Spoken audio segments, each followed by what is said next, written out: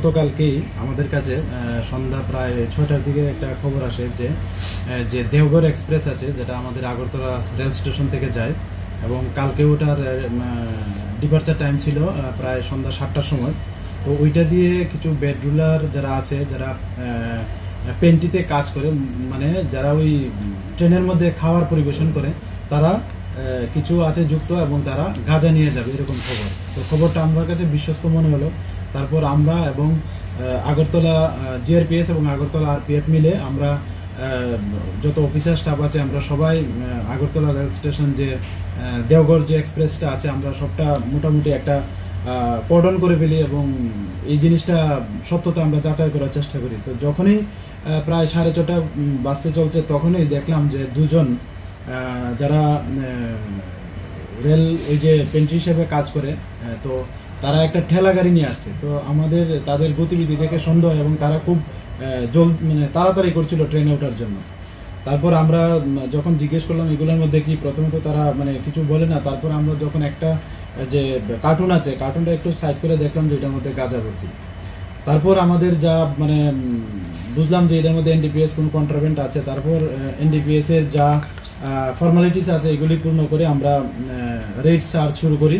তো এতে প্রায় এখানে 24টা কার্টুন আছে, এবং 24টা কার্টুনের মধ্যে টোটাল 282টা প্যাকেট আছে, যা সেলুটেপ দিয়ে বাঁধানো গাঁজাগুলি, এবং যা ওজন করলে দেখা যায় 298 কেজি 55 গ্রাম গাঁজা।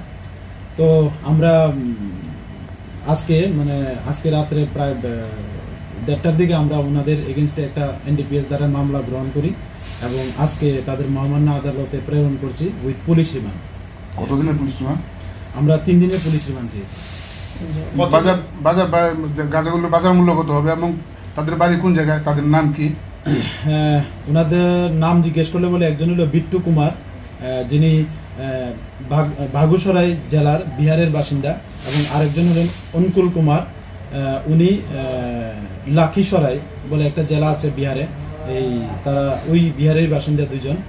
এবং তাদের জিজ্ঞাসা করলে জানতে পারি যে এগুলি ডেস্টিনেশন মানে যেখানে নিয়ে তারা গাঁজাগুলি বিক্রি করতে পারে, ওখানে পার কেজি প্রায় 10-15 হাজার টাকা করে কেজি বিক্রি করে।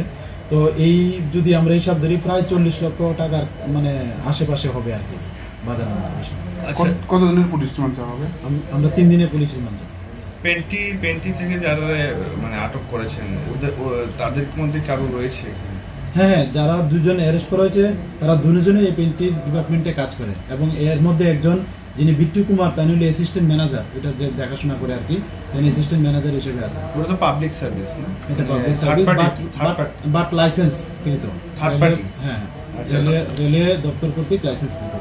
আচ্ছা, ধর্মনগর থেকে গতকাল রাতে আপনারা 5 জনকে আটক করে এনেছেন, তো আমরা 2 জনকে দেখতে পেলাম, বাকি আরো 3 ওনাদের জিজ্ঞাসাবাদ চলছে, দেখি আমরা তাদের কাছ থেকে আর কি বেরিয়ে আসতে পারে।